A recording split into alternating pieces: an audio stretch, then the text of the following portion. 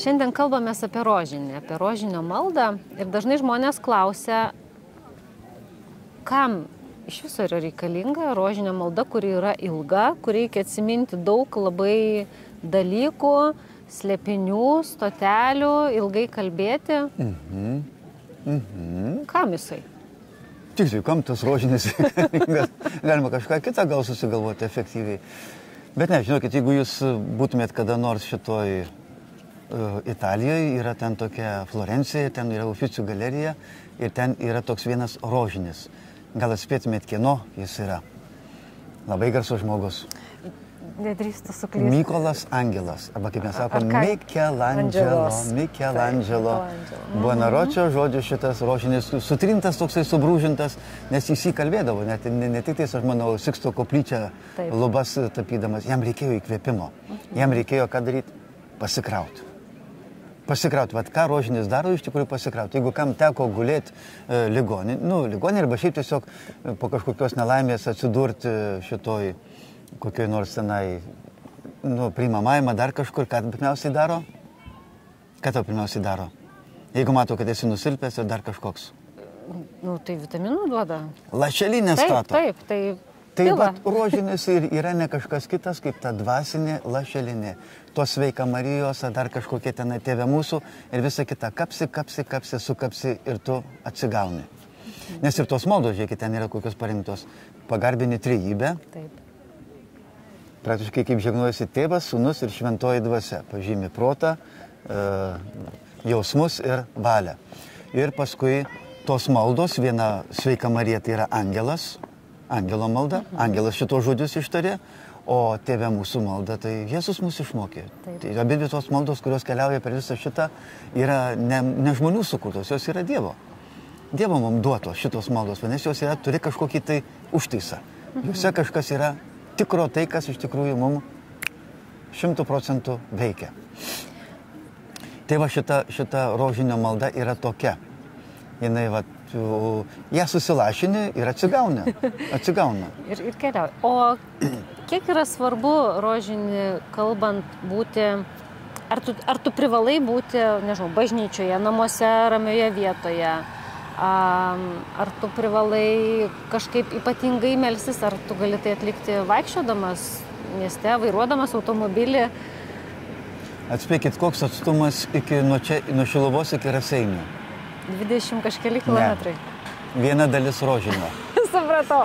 Iki Palendrių 2 dalys rožinio, iki Kauno visos 4 dalys rožinio. 10 pirštų, uždėjai ant vairo ir tik.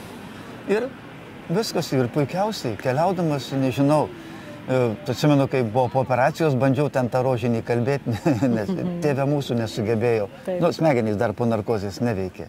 O kai vienas kunigas liudijo, atsigauna po šitos operacijos ir anesteziologas atėjęs šypsosi patenkintas, vaikelis sako, kunigėlis sako, radom jūsų rožinį rankoj.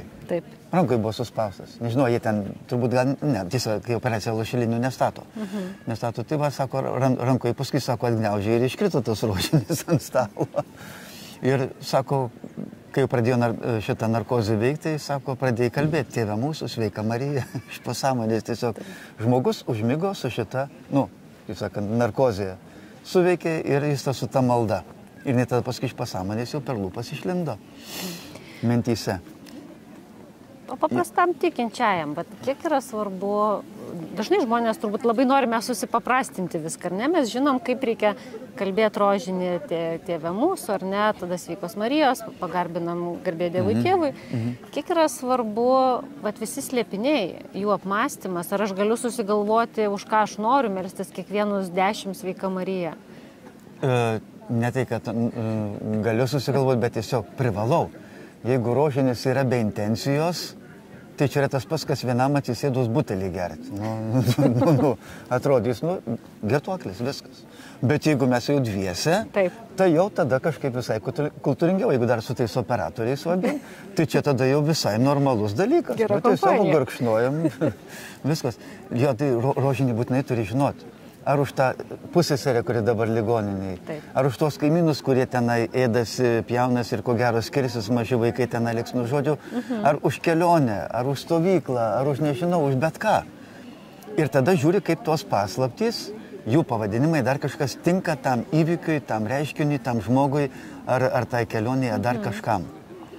Viskas. Ir tada viskas atsistoja į savo vietą. Tu tada per tuos 10 Sveika Marija, Tėve mūsų ir visa kita, keliaudamas tu esi tame reikale, už kurį tu meldiesi.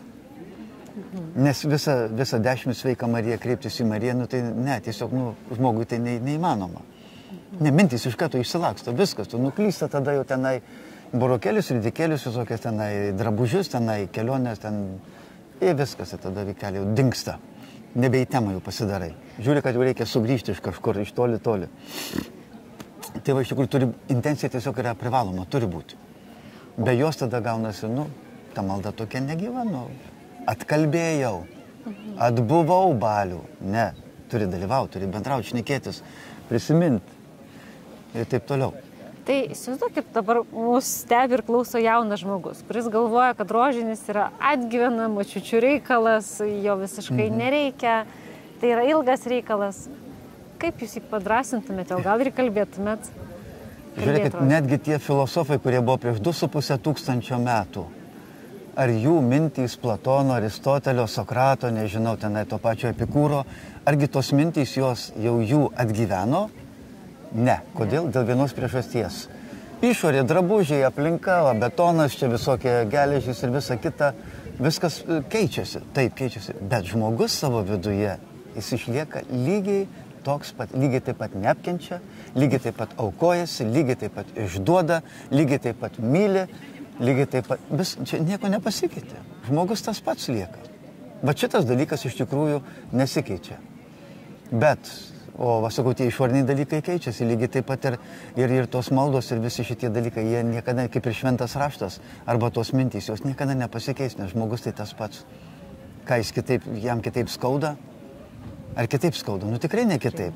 O dabar tom ukrainiečių mamom ar Rusijos mamom, ar kitaip joms skauda, negu ten žydų motinom skaudėdavo, kai jų ten vaikai žūdavo karuose. Ar kananiečių. Lygiai taip pat skauda. Jis nieko nepasikeitė tas skausmas. Tai aš manau, kad iš tikrųjų čia šitie dalykai nesensta. Jie ir toliau gydo, ir toliau padeda. Ir puikiausiai veikia. Puikiausiai veikia. Nuo pat seniausių laikų žmonės to puikiausiai mokėjo naudotis. Taip. Nes iš tikrųjų, kaip ten sako, Dievui garbė, bet žmogui nauda. Malda, pavyzdžiui. Tai aš ne Dievui atkalbu tos maldas, kad jam ten geriau pasidarytų. Ne. Po maldos pasidaro geriau iš tikrųjų man. Nes kodėl? Atsiranda santykis su Dievu, aš atsigaunu.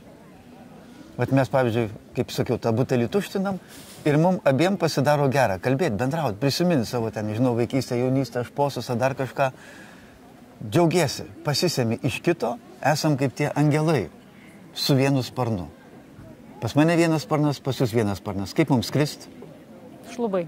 Ne, jeigu po vieną šlubai, o jeigu kartu, tai ką mes darom, apsikabinam, iš vienos pusės sparnas, iš kitos ir galim skristi. Taip net ir santuokoj yra. Taip. Jeigu kiekvienas bandys atskirai savo tenai, tai šnipštas gaunasi. O jeigu apsikabina, tada jau liuks. Tai jeigu trumpai priminti tą pačią eigą, kaip kalbamas rožinis? Pirmiausiai tai persižegnom, save pažymim kryžiaus ženklu ir tada tikėjimo išpažinimas, į ką aš tikiu, tą trumpasnį galima. Tada Tėve mūsų, 3 Sveika Marija, garbė Dievui Tėvui. Čia atidarimas. Ir tada jau įsibėgėjom, mūsų automobilis įsibėgėjo, bet tada jau galim bėgius junginėti. Ir tada 1, 2, 3, 4, 5. 5 paslaptys, 5 bėgiai. Ir tada važiuoji. Ir tada 1 Tėve mūsų, 10 Sveika Marija, garbė Dievui Tėvui. Tėve mūsų, 10 Sveika Marija. Į tarpus datytais pasakai tos paslapties pavadinimą. Apie ką jinai vyksta. Ir jinai tada tai yra kažkas iš Jėzaus gyvenimo. Kažkas iš Jėzaus gyvenimo, vienaip ar kitaip. Na ir dar kartais girdim papildomai, ar ne, o Marija be gimtosios nuodėmės. Taip, yra dar Arkangelą Mykolą, jie tenai prideda, žodžiu, galima jo ir šitos pridėti, tikrai nepakenks. Ne šitos maldos nepakenks, nes jos tai irgi yra kreipinys. Tiesiog tu kreipiesi, ypač jeigu kažkokios tikrai tavo pagalbos reikia, tai tu ir kreipiesi į Mariją, kuri žinai, kad jinai galinga. Taip. Jėzau. Savo paprastumu, savo šventumu, savo nekaltumu, tyrumu.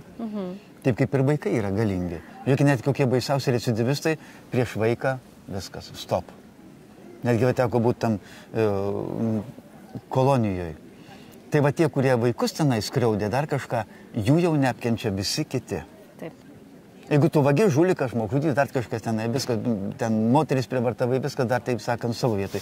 Bet jeigu tu jau skriaudėjai vaikus, tau šakės. Iš tų pačių aplinkinių, nes tai yra tiesiog, neliečiama. Tad kalbėkit rožinį. Taip. Patariu, iš tikrųjų veikia. Žinau, kad yra netgi tokių knygų išleista, kur surinkti visi patys įvairiausi žmonės ir visokie ten, ir verslininkai, dar kažkokie, kurie tiesiog šitą maldą naudojosi. Jis iš tikrųjų yra galinga. Žinau, netgi kur